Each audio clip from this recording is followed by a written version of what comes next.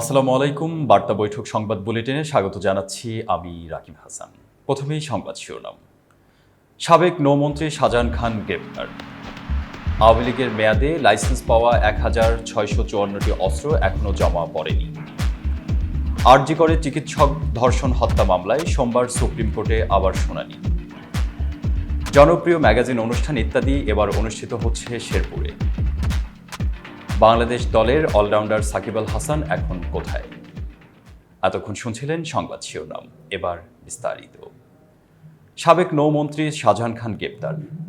আওয়ামী লীগের সভাপতিমণ্ডলীর সদস্য ও সাবেক সংসদ সদস্য শাহজাহান খানকে গ্রেপ্তার করা হয়েছে। শাহজাহান খান একসময় নৌ পরিবহন মন্ত্রী ছিলেন।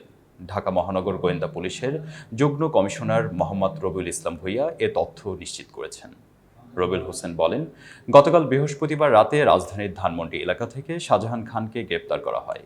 মাদারীপুর ২ আসনের সংসদ সদস্য ছিলেন শাহজাহান খান।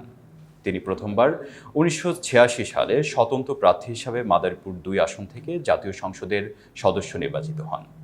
একই আসন থেকে পরে তিনি আওয়ামী লীগের মনোনয়নে ১৯৯১, ১৯৯৬, ২০০১, ২০০৮, ২০১৪, ২০১৮ এবং সর্বশেষ ২০২৪ সালের নির্বাচনে সংসদ সদস্য হিসাবে নির্বাচিত হয়েছিলেন। আওয়ামী লীগের মেয়াদে লাইসেন্স পাওয়া ১,৬৫৪টি অস্ত্র এখনও জমা পড়েনি। মঙ্গলবার রাত ১২টা থেকে শুরু হওয়া যৌথ অভিযানে কত সংখ্যক অস্ত্র, গোলাবারুদ উদ্ধার এবং বৈধ অস্ত্র জমা পড়ল তা গতকাল বৃহস্পতিবার সন্ধ্যা ৭:৩০ পর্যন্ত জানাতে পারেনি পুলিশ সদর দপ্তর। তবে এ বিষয়ে দেশের ৮ বিভাগে ৯,১৯১টি বৈধ অস্ত্র থানাগুলোতে জমা পড়েছে। বাকি ১,৬৫৪টি জমাযোগ্য বৈধ অস্ত্র এখনও জমা দেওয়া হয়নি।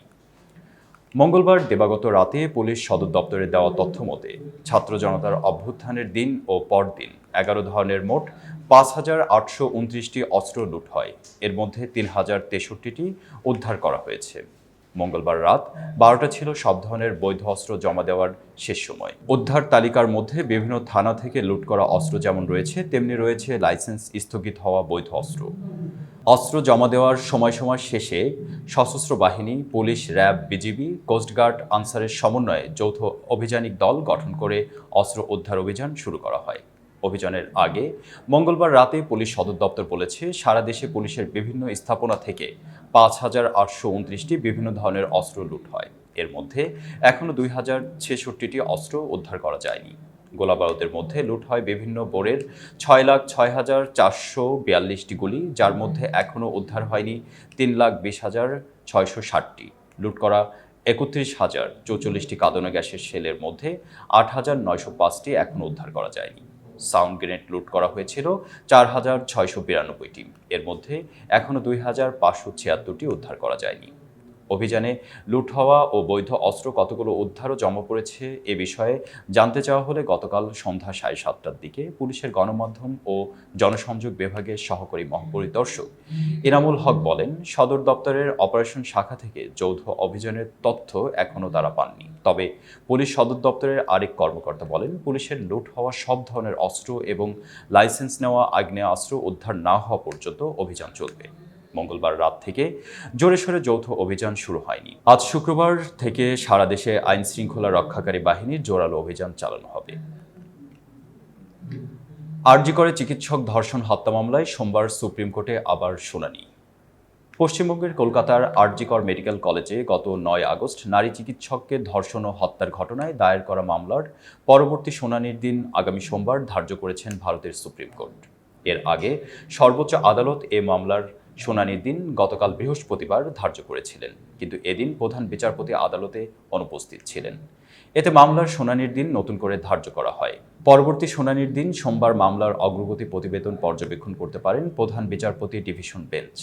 আর দেশবাসীও তাকিয়ে আছেন এই শুনানির দিকে, অপেক্ষায় আছেন সুপ্রিম কোর্ট কী নির্দেশ দেন। ইতোমধ্যে আদালতের পূর্ব নির্দেশ অনুযায়ী সুপ্রিম কোর্টে মামলার অগ্রগতি প্রতিবেদন দাখিল করেছে তদন্তের দায়িত্ব পাওয়া সংস্থা সিবিআই। সোমবার সেই প্রতিবেদন পর্যবেক্ষণ করতে পারেন প্রধান বিচারপতির ডিভিশন বেঞ্চ। আর দেশবাসীও তাকিয়ে আছেন ওই শুনানির দিকে, অপেক্ষায় আছেন সুপ্রিম কোর্ট কী নির্দেশ দেন। চিকিৎসক ধর্ষণ হত্যার ঘটনায় স্বতঃপ্রণোদিত হয়ে কারা মামলার প্রথম পর্বের শুনানি ভারতের সুপ্রিম কোর্টে ২২ আগস্ট অনুষ্ঠিত হয়েছিল। প্রধান বিচারপতি DY চন্দ্রচূড়ের নেতৃত্বাধীন ডিভিশন বেঞ্চে এই শুনানি হয়। বেঞ্চের অপর দুই বিচারপতি হলেন বিচারপতি JB পারদিওয়ালা ও বিচারপতি মনোজ মিশ্র। প্রথম দিনের শুনানিকালে বিচারপতি JP পারদিওয়ালা মন্তব্য করেন, তার ৩০ বছরের জীবনে পুলিশের এরকম হত্যা মামলা গ্রহণের নজির তিনি দেখেননি। সুপ্রিম কোর্টে ওই দিনের শুনানিতে নারী চিকিৎসককে হত্যার ঘটনায় FIR নিয়ে তালবাহানা, সুরতাহাল ও ময়নাতদন্তের পর ইউডি বা অপমৃত্যুর মামলা করার মতো বিভিন্ন পদক্ষেপের কড়া সমালোচনা করেন। সুপ্রিম কোর্ট আরও জানিয়ে দেন, CBI-এর তদন্ত চলবে।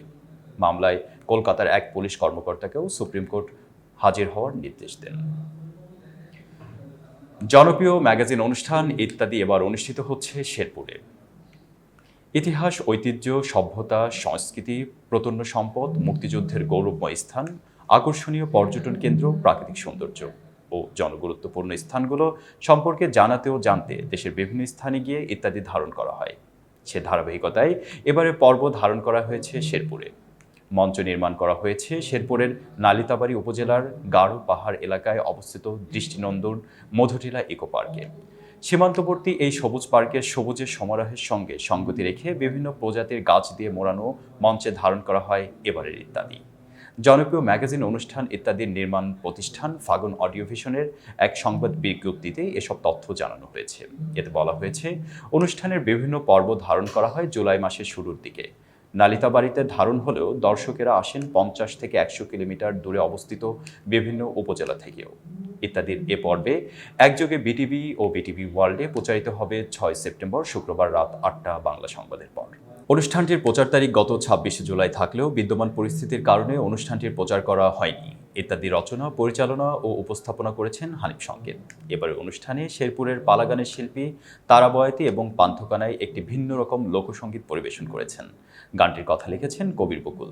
এছাড়া শেরপুরকে নিয়ে মনিরুজ্জামান পলাশের কথায় একটি পরিচিতিমূলক গানের সঙ্গে নৃত্য পরিবেশন করেছেন শেরপুরের স্থানীয় শতাধিক বাঙালি ও ক্ষুদ্র জাতিগোষ্ঠীর নৃত্যশিল্পী।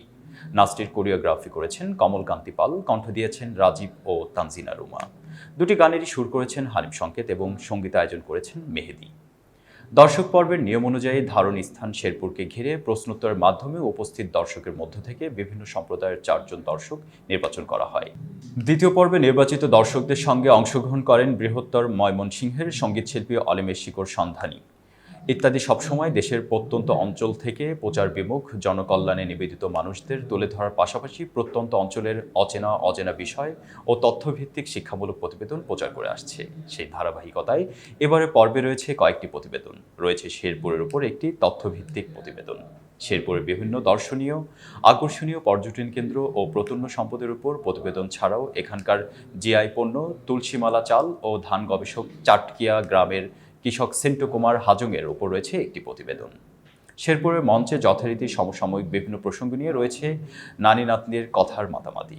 শহীদুল ইসলামের এক অপ্রচলিত শখের দুর্লভ সংগ্রহের উপর রয়েছে একটি প্রতিবেদন। শেরপুরে হাতি মানুষের দ্বন্দ্ব দীর্ঘদিনের এ বিষয় ইত্যাদির এবারে পর্বে রয়েছে একটি তথ্যভিত্তিক অনুসন্ধানী প্রতিবেদন।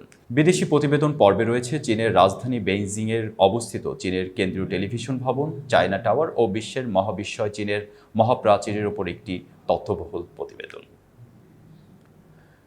বাংলাদেশ দলের অলরাউন্ডার সাকিব আল হাসান এখন কোথায়? পাকিস্তান জয় করে আজ রাতে দেশে ফিরছে বাংলাদেশ দল। 2 টেস্টের সিরিজে স্বাগতিকদের ধবল ধোলাই করে ক্রিকেটারদের এবারের ফেরাটা একটু বেশি আনন্দের হবে নিশ্চিত। তবে এই আনন্দযাত্রার পথে পুরো তাদের সঙ্গী হতে পারছেন না সাকিব আল হাসান। করাচি থেকে দুবাই আর দোহা হয়ে বাংলাদেশ দল ঢাকায় ফিরছে 2 ভাগে। দুবাই হয়ে যারা আসছেন তারা পৌঁছাবেন আজ রাত 11:30টায়, আর দোহা হয়ে যারা আসছেন তারা পৌঁছাবেন রাত 2:15। ঢাকায় হত্যা মামলা হওয়ায় সাকিব আল হাসান পাকিস্তান থেকে দেশে ফিরবেন কিনা এ নিয়ে জল্পনা কল্পনা ছিল। পরে জানা গেছে তিনি আপাতত দেশে ফিরছেন না। সারের হয়ে ইংলিশ কাউন্টার একটা ম্যাচ খেলতে যাবেন ইংল্যান্ডে। সাকিব এখন সেই পথেই আছেন। সাকিব করাচি ছেড়েছেন দুবাই হয়ে আসা সতীর্থদের সঙ্গে। তবে দুবাই থেকে দলের সঙ্গে দেশের বিমান না ধরে তিনি অপেক্ষায় ছিলেন লন্ডনের ফ্লাইটের। 9 সেপ্টেম্বর থেকে সারের হয়ে সামারসেটের বিপক্ষে টন্টনের ম্যাচে খেলবেন তিনি। 15 সেপ্টেম্বর 2 টেস্ট ও 3টি টি-20 সিরিজ খেলতে বাংলাদেশ দল ভারত সফরে যাবে এবং ওই সফরে দলে সাকিবও থাকবেন নিশ্চিত। সে কারণেই কৌতূহল মাঝে মাত্র একটি ম্যাচ খেলতে তিনি কেন ইংল্যান্ডে যাচ্ছেন। বর্তমান পরিস্থিতিতে দেশে না এলেও সাকিব তো পারতেন যুক্তরাষ্ট্রে গিয়ে পরিবারের সঙ্গে সময় কাটাতে। সাকিবের ঘনিষ্ঠ একটি সূত্র জানিয়েছেন, সারের হয়ে এখন তিনি মাত্র একটি ম্যাচ খেললেও খেলার কথা ছিল গোটা 4 ম্যাচই। ইংলিশ কাউন্টির দলটির সঙ্গে নাকি সেরকমই চুক্তি হয়েছিল তার। বিসিবিও সাকিবকে সেভাবে অনাপত্তিপত্র দিয়েছিল, তবে যথারীতি শর্ত ছিল জাতীয় দলের প্রয়োজনে তাকে ছাড়তে হবে সারের। ভারত সিরিজে টেস্ট খেলবেন কি খেলবেন না এ নিয়ে কিছুটা অনিশ্চয়তা থাকেতেই সারের সঙ্গে সাকিবের সেরকম আলোচনা হয়েছিল বলে জানা গেছে। পরে যখন সিদ্ধান্ত হলো টেস্ট সিরিজটা তিনি খেলবেন, তখন সারের বাধ্য হয়ে সাকিবকে ছাড়ছে। আগামী 15 সেপ্টেম্বর ভারত সফরে যাবে বাংলাদেশ দল। ভারতে সেদিনই সাকিবও যোগ দেওয়ার কথা দলের। এতক্ষণ বার্তা বৈঠকের সাথে থাকার জন্য ধন্যবাদ। নতুন নতুন তথ্য সংবাদ পেতে বার্তা বৈঠকের ইউটিউব চ্যানেল ও ফেসবুক পেজের সাথেই থাকুন।